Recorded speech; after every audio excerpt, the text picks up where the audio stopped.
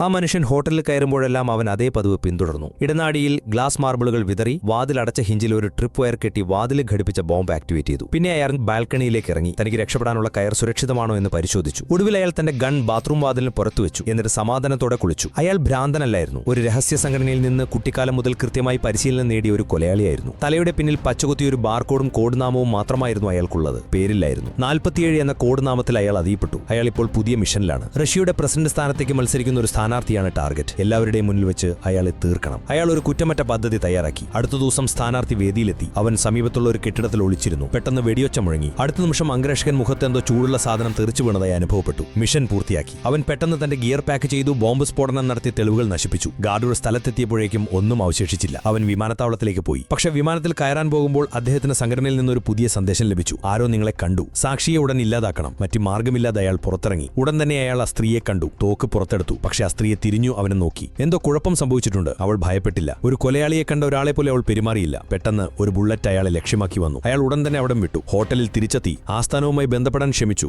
പക്ഷേ അദ്ദേഹത്തിന് ലഭിച്ചത് ദൗത്യം പരാജയപ്പെട്ടു എന്ന സന്ദേശമായിരുന്നു. പക്ഷേ ടാർഗറ്റ് വെടികൊണ്ട് വീണത് താൻ കണ്ണുകൊണ്ട് കണ്ടതാണ്. അപ്പോഴാണ് അയാൾ ടിവിയിലേക്ക് നോക്കിയത്. അവിടെ മരിച്ച സ്ഥാനാർത്ഥിയെ ജീവനോടെ കണ്ടു. താൻ ചതിക്കപ്പെട്ടു എന്ന് അയാൾക്ക് തോന്നി. കോപാകലനായി അയാൾ യഥാർത്ഥ ക്ലയന്റ് ആരാണെന്ന് അറിയാൻ ആവശ്യപ്പെട്ടു. പക്ഷേ പ്രതികരണമൊന്നുമില്ല. അപ്പോൾ ഹോട്ടൽ ഫോൺ റിംഗ് ചെയ്തു. അത് സംഘടനയുടെ ഫീൽഡ് കോൺടാക്ട് ആയിരുന്നു. രഹസ്യമായി അവൾ അവനോട് പറഞ്ഞു, യഥാർത്ഥ ക്ലയന്റ് സ്ഥാനാർത്ഥി തന്നെയായിരുന്നു. നിങ്ങളുടെ സ്ഥലം ഇനി സുരക്ഷിതമല്ല. അപ്പോഴാണ് അയാൾ തന്റെ വാതിലിന് പുറത്ത് ഗ്ലാസ് മാർബിളുകൾ പൊട്ടുന്ന ശബ്ദം കേട്ടത്. അതേസമയത്ത് തന്നെ ട്രിപ്പ് വയർ ബോംബ് ബീപ്പ് ചെയ്തു. അയാൾ ഫോൺ താഴെയിട്ട് ബാൽക്കണിയിലേക്ക് പാഞ്ഞു. ഒരു സെക്കൻഡ് കഴിഞ്ഞപ്പോൾ ഹോട്ടൽ മുറി തകർന്നു. പക്ഷേ അയാൾ നേരത്തെ സ്ഥാപിച്ച കയർ ഉപയോഗിച്ച് താഴേക്ക് ചാടി.